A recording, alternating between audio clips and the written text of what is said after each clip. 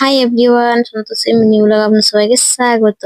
তো এই যে রান্না বান্না শুরু করে দিয়েছি, তার মধ্যে ভাতের জলটা বসিয়ে দিলাম। আর আজকে এগুলো সব কিন্তু দেশি শাক সবজি, মানে একটা তো কোনো কিছু সার দেওয়া নেই। মানে বুঝতে পারছি বাড়ির, একদম বাড়ির তোলা, যেগুলো এত কিছু দাদু আমাদের কিনে দিয়েছে। তার মধ্যে কুলো ছিল, এই যে এই কটা চুল, তাও কিন্তু এনে দিয়েছে বয়ে। আর আমি চারদিকটা না ভেবে আগে কুলগুলো খেয়ে নিয়েছি, কারণ আর বলবো না কারণটা, ওদিকে লোক আর দিতে হবে না। তারপরে এই যে সবজিগুলো ছিল, যেগুলো কাঁঠাল, আর ছিল পেঁপে, আর এই যে শীষ পালক, যেটা আমার ভীষণ প্রিয় একটি খাবার। মাংসের থেকেও প্রিয় এই শীষ পালকটা আমার খাওয়া। এই যে তার জন্যই রেডি করছিলাম, পোস্ত বেটে নিলাম, আর এদিকে ডালটা সেদ্ধ করে দিলাম। ডালের মধ্যে ছিল টমেটো আর লঙ্কা, বেশ সেদ্ধ করে দিয়ে দিলাম। তারপরে এই যে হয়ে গেছে সেদ্ধ, তুলে নিয়েছি।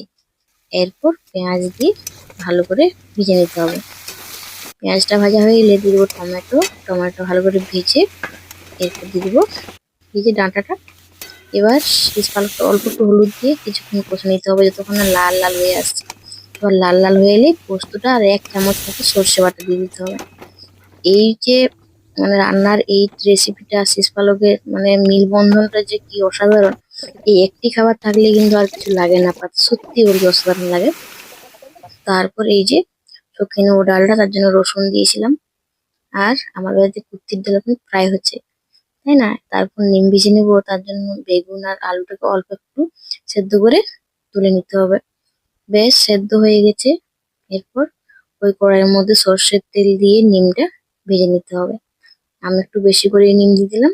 তারপর 2 থেকে 4টা লঙ্কা দিয়ে নিমটা দিয়ে কিছুক্ষণ ভেজে নিতে হবে, 3 থেকে